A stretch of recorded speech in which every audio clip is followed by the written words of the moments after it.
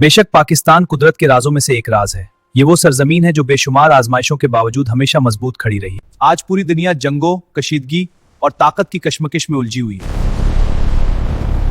हर मुल्क अपने दिफा को मजबूत बनाने की कोशिश कर रहा है। तारीख गवाह है कि जब भी किसी मुल्क ने अपने दिफा को मजबूत करने की कोशिश की तो उसे शदीद दबाव का सामना करना पड़ा। ईरान भी इसी दबाव का सामना कर रहा है। और जब पाकिस्तान ने अपने दिफा को मजबूत बनाने का फैसला किया तो यह सफर आसान नहीं था। यह कुर्बानियों, मेहनत और अज़म का सफर था। अल्हम्दुलिल्लाह पाकिस्तान एक मजबूत दिफाई कुव्वत है और यही मजबूती हमें सुकून और तहफ़्फ़ुज़ का एहसास देती है।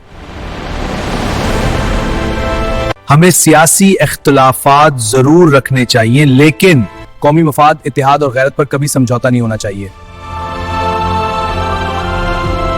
इस मुश्किल वक्त में हम सब अपनी रियासत और अपनी पाक फौज के शाना बशाना खड़े हैं। पाकिस्तान की सलामती हम सब की मुश्तरका जिम्मेदारी है। पाकिस्तान जिंदाबाद।